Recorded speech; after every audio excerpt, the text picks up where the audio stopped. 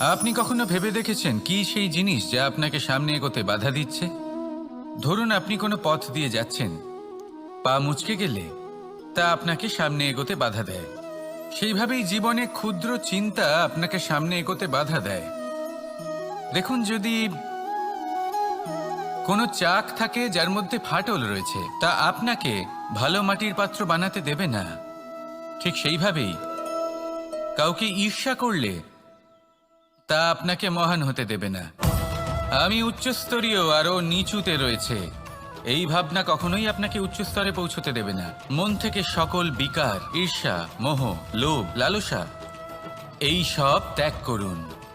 চিন্তা ভাবনাকে বড় করে তুলুন, ধন্যাত্মক বোধ জাগিয়ে তুলুন, আর সম্পূর্ণ সমর্পিত হয়ে কর্ম করুন। মহানুভবতা আর সাফল্য এই দুই আপনার পদানত হয়ে থাকবে। তাহলে আসুন আর আমার সাথে ভালোবেসে বলুন, রাধা রাধা। এই সংসারে এমন কখনোই হবে না যে আপনি কিছু একটা করলেন কিন্তু তার মূল্য আপনাকে দিতেই হলো না। যে কোনো কাজের জন্য, যে কোনো কর্মের জন্য আপনাকে মূল্য দিতেই হবে। প্রকৃতিও আমাদের এটাই শেখায়। আকাশে দেখুন সূর্যকে, প্রত্যেকদিন আমাদের প্রকাশ প্রদান করেন। এনাকে সূর্যনারায়ণ বলা হয়। ইনি কি মূল্য প্রদান করেন? নিজে জ্বলতে থাকেন। ধরিত্রী মাতা, এই ভূমি, ইনি কি মূল্য প্রদান করেন? প্রহার সহ্য করেন। আমরা এই ধরিত্রীতে প্রহার করে মাটি খুঁড়ে তাতে বীজ বপন করি, তবেই আমরা অন্ন লাভ করি, তবেই ফসল পাই। জীবনে যদি আপনাকে সফল হতে হয়, সম্মান পেতে হয়, যশ পেতে হয়, তাহলে আপনাকে মূল্য দিতেই হবে। যদি আপনি সাফল্য লাভ করতে চান, তাহলে দিন রাত আপনাকে ত্যাগ করতে হবে, যেখানে সমগ্র সংসার সন্তোষ অনুভব করছে আর আপনাকে করতে হচ্ছে পরিশ্রম। যদি আপনি সম্মান প্রাপ্ত করতে চান, তাহলে আপনাকে সেই সুখ ত্যাগ করতে হবে যা সবার কাছে রয়েছে। যদি আপনি যশ লাভ করতে চান, তাহলে নিজের অন্তরকে মেরে ফেলা আপনাকে শিখতে হবে, তবেই আপনি যশ লাভ করবেন। জীবনে শুধুমাত্র ধন মূল্যবান নয়, কিন্তু এই যে মূল্যের কথা আমি বলছি, সেটা যদি আপনি দিতে পারেন, তাহলে নিশ্চিত রূপে এটা আপনাকে আরো মূল্যবান করে তুলবে, নিশ্চিত রূপে গড়ে তুলবে। তাহলে এটাই করুন আর আমার সাথে ভালোবেসে বলুন, রাধা রাধা। असतो मा सद्गमय, तमसो मा ज्योतिर्गमय, মৃত্যুর্মা মৃতঙ্গময়। জ্ঞান সেটাই যা অসত্য থেকে সত্যের পথে চালিত করে। প্রকাশ সেটাই যা অন্ধকার থেকে আলোর পথে নিয়ে আসে। জীবন সেটাই যা মৃত্যু থেকে অমরত্বের পথে নিয়ে যায়। এবার এই তিনটে, জ্ঞান, জীবন এবং প্রকাশ, একই রকম। শূন্য থেকে এর উৎপত্তি হয় এবং আস্তে আস্তে আপনার জীবনে বিস্তার লাভ করে। এবার আমরা এটাই ভাবি যে কেমন করে এই তিনটিকে আগলে রাখা যায়। এর উত্তর হলো, এদের আগলে রাখার প্রয়োজনই নেই, ভাগ করে দিতে হবে। কোনো বৃক্ষকেই দেখে নিন, একটি বৃক্ষ অনেক বছর ধরে বেঁচে থাকে। কেন? কারণ সে ভাগ করে দিতে জানে। সে নিজের বীজ ছড়িয়ে দেয়, এই ধরিত্রীতে দেয়, সেই বীজ যা অঙ্কুরিত হয়ে এক নতুন বৃক্ষকে জন্ম দেয়। শুধু ছড়িয়ে দিয়ে একটি বৃক্ষ জীবন দান করতে পারে। যদি কোনো ব্যক্তি জ্ঞান ছড়াতে শিখে যান, যদি প্রকাশ, আলোর কিরণ ছড়িয়ে দিতে শিখে যায়, কোনো ব্যক্তি তার জীবনের সুখ ছড়িয়ে দিতে শিখে যান, তাহলে তিনি মৃত্যুর পরও মৃত হন না। এই ভাগ করে দেওয়ার সুখটাই কিছুটা আলাদা। এই সুখ অনুভব করুন আর আমার সাথে ভালোবেসে বলুন, রাধা রাধা। এই সংসারের সব থেকে বড় যুদ্ধ কোনটা? দেব-অসুরের যুদ্ধ যা অনেক বছর ধরে চলেছিল, নাকি রাম রাবণের যুদ্ধ, নাকি মহাভারত?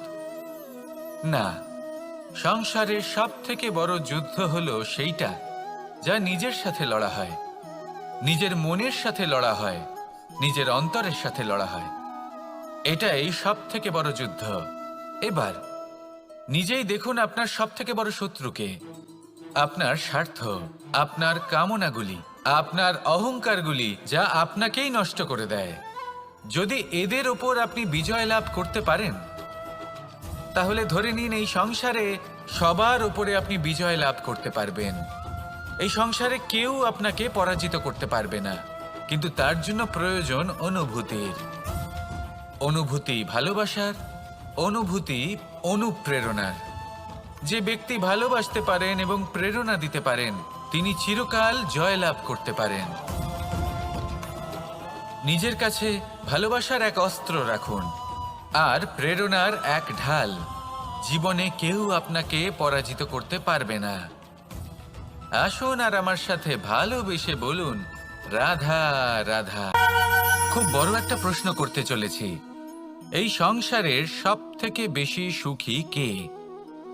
এবার কেউ বলবে সেই ব্যক্তি যিনি সব থেকে বেশি ধনী, যার কাছে সব থেকে বেশি ধন আছে, আভূষণ আছে, স্বর্ণ আছে। কেউ বলবেন কোনো রাজ্যের রাজা, কারণ তিনি শাসন করতে পারেন, তার আদেশ ছাড়া কোনো কাজ সম্ভব নয়, ইত্যাদি ইত্যাদি। এর উত্তর যদি আমি দিই, তাহলে এটুকুই বলবো, সংসারের সব থেকে সুখী ব্যক্তি হলেন তিনি যিনি সন্তুষ্ট। তার কাছে সন্তোষরূপী ধন আছে, যা তাকে সুখী রাখে। এবার এই সন্তুষ্টি, সেটা কিভাবে আসে জীবনে? এটা আসে ধৈর্যের কারণে। ধৈর্যের এই অনুভূতি অত্যন্ত শক্তিশালী। এই ধৈর্যই কিন্তু আমাদের ধরিত্রীকে ধরিত্রী মাতা করে তোলে।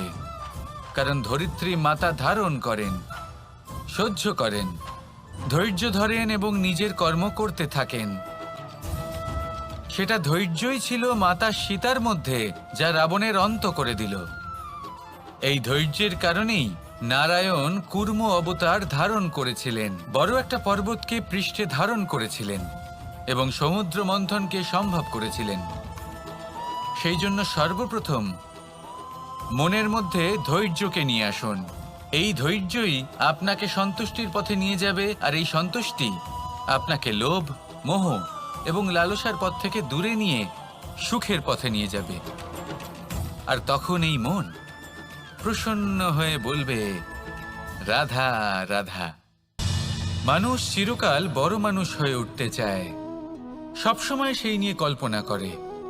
কিন্তু প্রশ্ন হলো এটাই যে মানুষ বড় কখন হতে পারে? যখন সে ধনী হয়ে ওঠে, নাকি যখন তার কাছে সম্মান থাকে, নাকি যখন রূপবান হয় বা অধিক শক্তিশালী হয়? মানুষ বড় মানুষ তখনই হতে পারে যখন বিপদের সময় সে অন্য কোনো মানুষের পাশে এসে দাঁড়ায়। তাই সর্বপ্রথম এটা শিখুন। হয়তো এই জন্যই হনুমান শ্রীরামের কাছে এতটা বড়, আর হয়তো এই জন্যই বলরাম দাদা আমার কাছে এত বড়। যদি আপনিও জীবনে বড় হয়ে উঠতে চান, তাহলে কারোর সাথে তার দুঃখের সময়, তার সংকটের সময় তাকে সঙ্গ দিন আর পাশে এসে দাঁড়ান। এই মন প্রসন্ন হয়ে বলবে, রাধা রাধা। জীবনে সবথেকে বেশি গুরুত্বপূর্ণ বস্তু কি? বাড়ি, বাহন, সোনা, ধন। যদি আমি সত্যি বলি, তাহলে জীবনে সবথেকে বেশি গুরুত্বপূর্ণ বস্তু কোনো বস্তুই নয়। যদি কিছু গুরুত্বপূর্ণ থাকে, তাহলে তা হলো অনুভূতি, করুণা, মিত্রতা, মাতৃত্ব, বাৎসল্য, আর সবথেকে বেশি গুরুত্বপূর্ণ ভালোবাসা। নিজেদের এই জীবনে যদি আপনি শুধুমাত্র বস্তুর খেলাতে মেতে থাকেন, তাহলে জীবনে আনন্দ কখনোই থাকবে না। নিজের এই জীবনকে অনুভূতির পীঠস্থান বানিয়ে তুলুন। এই মন প্রসন্ন হয়ে বলবে, রাধা রাধা। যখনই কোনো ঘূর্ণিঝড় আসে, কোনো প্রলয় আসে, তখন দেখবেন তা কত বৃহৎ প্রভাব ফেলে, কত বড় বিনাশ ঘটায়, বিধ্বংস সৃষ্টি করে। যখন বন্যা আসে, তখন কত গভীর প্রভাব ফেলে, কত সর্বনাশ ঘটায়। নদীর পাড়ও ভেঙে বয়ে নিয়ে যায়। সেখানে কোনো গাছকে দেখুন, শান্তভাবে দাঁড়িয়ে থাকে, চুপ করে, আর নিজের কাজ করে। ছায়া প্রদান করে, ফল প্রদান করে, কোনো শব্দ না করেই নীরবে কর্ম করে। যদি নদীর কথা বলি, নদী যখন বয়ে চলে খেতে জল প্রদান করে, বনস্পতিদের প্রাণ প্রদান করে, আমাদের পানীয় জল দেয়। এত মহান কাজ করে কোনো শব্দ না করে নীরবতার সাথে। এ হলো এক শিক্ষা যে এই সংসারে যারাই মহান কর্ম করেন তারাই নীরব থেকে সেই কর্ম করতে থাকেন, কারণ ওনারা জানেন যে গুরুত্বপূর্ণ প্রচার নয় বরং কর্ম। আর যারা রুদ্রের সাথে থাকেন, কোলাহল করেন, তারা শুধুমাত্র ধ্বংসই করেন। এবার আপনি মৌন থেকে শুধুমাত্র কর্ম করে মহান হতে চান, নাকি রুদ্রের সাথে থেকে বিধ্বংস ঘটাতে চান? সিদ্ধান্ত আপনারই। আসুন আর আমার সাথে ভালোবেসে বলুন, রাধা রাধা। আপনি জীবনে কি হবেন সেটা আপনার পরিশ্রম, আপনার নিরন্তর প্রয়াস আর আপনার নির্বাচিত দিশার উপর নির্ভর করে না। এটা নির্ভর করে আপনার সঙ্গতির উপরেও। এই সঙ্গতি যা হলো অত্যন্ত গুরুত্বপূর্ণ। প্রকৃতিও আমাদের এটাই শেখায় বিভিন্ন উদাহরণ দিয়ে। যদি আপনাকে একটা উদাহরণ দিই, কখনো বাতাসের প্রবাহ লক্ষ্য করবেন। এই বাতাসের প্রবাহ যখন কোনো পুষ্পকে স্পর্শ করে, সেও সুগন্ধে পরিপূর্ণ হয়ে যায়। এই বাতাসের প্রবাহ যখন কোনো নালীর উপর দিয়ে প্রবাহিত হয়, তখন সেও সুগন্ধহীন হয়ে যায়। এ সঙ্গতির প্রভাব যা মানুষকে কোথা থেকে কোথায় নিয়ে যেতে পারে আপনি জানতেও পারবেন না। এ হলো সঙ্গতির প্রভাব, যেখানে চানার সাথে গুড়ও মিশে যেতে পারে। এ হলো সঙ্গতিরই প্রভাব, যেখানে একটা সাধারণ পাথর স্বর্ণের সাথে মিশে গিয়ে একটা রত্নে পরিণত হতে পারে। তাই এই সঙ্গতির বিষয়ে বিশেষ খেয়াল রাখবেন। আপনি কার সাথে মিশছেন, কি বলছেন, কি শিখছেন, আপনার অস্তিত্বের উপর তাদের কি প্রভাব পড়ছে সব লক্ষ্য করবেন। আর আমার সাথে ভালোবেসে বলবেন, রাধা রাধা। যখন আমরা জীবনে কোনো লক্ষ্যের দিকে অগ্রসর হই, তখন অনেক সংখ্যক লোক আমাদের পরামর্শ দেন যে আপনি এটা করুন, আপনার সেটা করা উচিত, আপনার ওই আদর্শ ব্যক্তিরই মতো ওই পথেই চলা উচিত। আমাদের ভালো লাগে, আমরা তা অনুসরণ করতে থাকি, কারণ সেই পথে 1 বা 10 জন মানুষ চলে নিজের লক্ষ্য প্রাপ্ত করে ফেলেছেন। এবার সেই লোকেরা সেই পথে চলে নিজের লক্ষ্য প্রাপ্ত করেছেন, তার মানে কি এটাই যে আমাদেরও লক্ষ্য প্রাপ্তি হয়ে যাবে? কোনো মানে নেই। আমি আপনার কাছে একটা সহজ প্রশ্ন রাখছি, সেই আদর্শ ব্যক্তি কি আপনি? আপনি নন। সেই ব্যক্তি হলেন অন্য কেউ, যার নিজস্ব ভাবনা রয়েছে, নিজের বিচারধারা আছে, নিজের কর্ম আছে, নিজের অভিজ্ঞতা আছে, নিজের গুণ, নিজের অপগুণ আছে, তাদের নিজেদের একটা যাত্রা আছে, নিজের লক্ষ্য আছে। তিনি আপনি নন। যদি কথা বলি আপনার বিষয়ে, আপনার বিষয়ে সব থেকে বেশি কে জানে? আপনার যাত্রা, আপনার লক্ষ্যের বিষয়, আপনার ভাবনা চিন্তা, আপনার বিচারধারা, আপনার কর্মের বিষয়, আপনার কামনার বিষয়, আপনার অভিজ্ঞতার বিষয়, এই সব বিষয়ে সব থেকে বেশি যদি কেউ জানে, তিনি হলেন স্বয়ং আপনি। তাই নিজের জীবনে কোনো পথ নির্বাচন করবেন আর কিভাবে সামনে এগোবেন, এই নির্বাচনও শ্রেষ্ঠ হবে যদি সেটা আপনি নিজেই করেন। আপনি আপনার জীবনকে নিরীক্ষণ করুন, বুঝুন, আর নিজের লক্ষ্য গিয়ে প্রাপ্ত করে ফেলুন।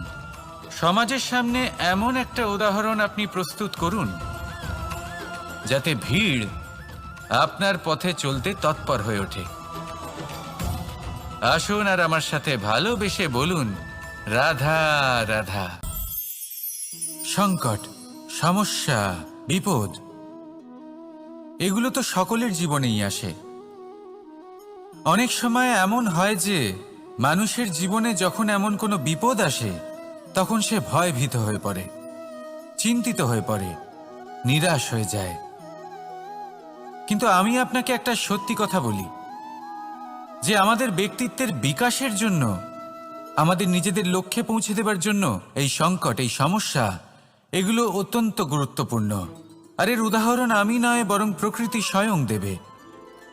আপনি নিজেই ধরিত্রী মাতাকে দেখে নিন। ধরিত্রী মাতা সূর্যের তাপ সহ্য করেন কেন? যাতে পৃথিবীতে যে জল রয়েছে তা বাষ্পে পরিণত হয়ে ওপরে উঠে মেঘ হয়, আর পৃথিবীতে বর্ষা হয়ে ফিরতে পারে, নতুন জীবন দান করে। আর অন্যদিকে পাতা ঝরার মরশুমে কোনো বৃক্ষকে দেখুন, পাতা ঝরার মরশুমে সমস্ত পাতা ঝরে যায়, তারপরে সেই গাছে নবনির্মাণ হয়, নতুন পাতা জন্মায়, সেই গাছ আবার ভরে ওঠে, সবুজে সবুজ হয়ে ওঠে। সেইভাবেই আপনার জীবনেও সংকট এবং সমস্যা এগুলো তো আসতেই থাকবে, কিন্তু আপনার এগুলিকে ভয় পেলে চলবে না, পিছু হটলে চলবে না, নিরাশ হলে চলবে না, বরং দৃঢ়তার সাথে, সাহসের সাথে তার সম্মুখীন হতে হবে। যদি আপনি এটা করতে শিখে যান, তাহলে আপনি দেখবেন যে এই সমস্যা, এই সংকট, এই বিপদ আপনাকে শক্তি প্রদান করবে। আসুন আমার সাথে ভালোবেসে বলুন, রাধা রাধা। প্রকাশ কার মধ্যে থাকে? সূর্য।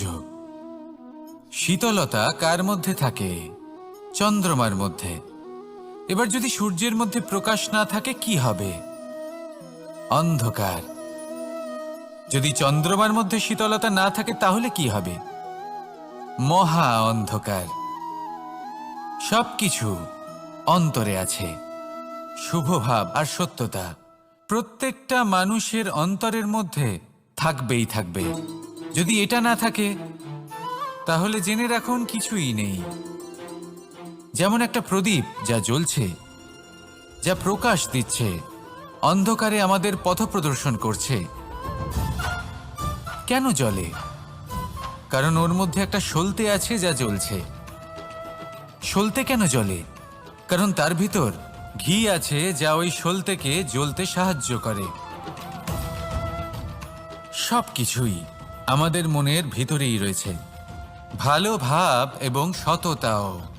এই নিয়েই কর্ম করতে থাকুন আর জীবনের সামনে এগোতে থাকুন। সমস্ত জীবন আলোকিত হয়ে উঠবে। আসুন আর আমার সাথে ভালোবেসে বলুন, রাধা রাধা। ফাগুন পূর্ণিমাতে পালন করা হয় এই বিশেষ উৎসব, যার নাম শুনতেই রঙের কথা মনে পড়ে, মন উচ্ছ্বসিত হয়ে ওঠে। এই উৎসবের নাম হলো দোল। এমন কি বিশেষ রয়েছে এই উৎসবে যা অন্য কোনো উৎসবে নেই? ত্যাগ। নতুন কোনো রঙকে আপন করে নিতে গেলে পুরনো রঙকে ত্যাগ করে দিতে হয়। সাতরঙা হওয়ার জন্য সাদা কাপড়কেও নিজের উপর নতুন রং ধারণ করতে হয়। আর এই ত্যাগ একেবারেই সরল নয়। সেই জন্যই তো রং খেলার পূর্বে আমরা হোলিকা দহন করি। হোলিকার অন্ত হলো, আর প্রহ্লাদ বেঁচে গেল। অর্থাৎ যা অপবিত্র ছিল, অসত্য ছিল, তার অন্ত হলো, আর যে পবিত্র ছিল, যে সত্য ছিল, সে থেকে গেল। এইভাবে আপনিও আপনার মনের মধ্যে যত বিকার রয়েছে, যে বিকারের বোঝা আপনি বয়ে নিয়ে চলেন, সেই ভার হোলিকা দহনে ভস্ম করে দিন। নিজেকে হালকা বোধ করবেন, আর যখন নিজেকে হালকা বোধ করবেন, নিজে থেকেই জীবনে উন্নতি করবেন। তাই এই দোলে নিজেকে বিকার মুক্ত করুন। দোলের এই আনন্দ আরো অনেক বেড়ে যাবে, আর মন প্রসন্ন হয়ে বলবে, রাধা রাধা। এই বছর দোলে নিজের প্রিয়জনকে কোন রঙে রাঙিয়ে তুলতে চান আপনি? লাল, সবুজ, হলুদ, নীল, সাতরঙা, অনেক রং রয়েছে। আমাকে জিজ্ঞেস করলে আমি বলবো, এই বছরও ওই রঙেই খেলবো যে রং দিয়ে আমি ছোটবেলা থেকে আজ পর্যন্ত খেলে এসেছি। প্রেমের রং। প্রেমের এই রং যা হয়তো দেখা যায় না, কিন্তু যখন এই প্রেমের রং গায়ে লাগে তখন সব রঙই ভালো লাগে। প্রেম যাতে কোনো রং অশুভ মনে হয় না, সবই ভালো মনে হয়। এটা হলো সেই প্রেম যার জন্য আমি প্রেমের দেবতা হয়েছি। আর সত্যি বলতে আপনারও কিন্তু এই প্রেমের রং দিয়ে খেলা উচিত। প্রচেষ্টা করুন। আপনি এই দোলে যত খুশি রং দিয়েই খেলুন না কেন, তাতে এক বিন্দু প্রেমের রং অবশ্যই মিশিয়ে দেবেন। এই দোলের আনন্দ দ্বিগুণ হয়ে যাবে। আপনজন হোক বা পর হোক, সবার সাথে প্রেমের দোল খেলুন। সবাই কাছাকাছি আসবে, আর সবাই কাছাকাছি এলে যে ঊর্জা তৈরি হবে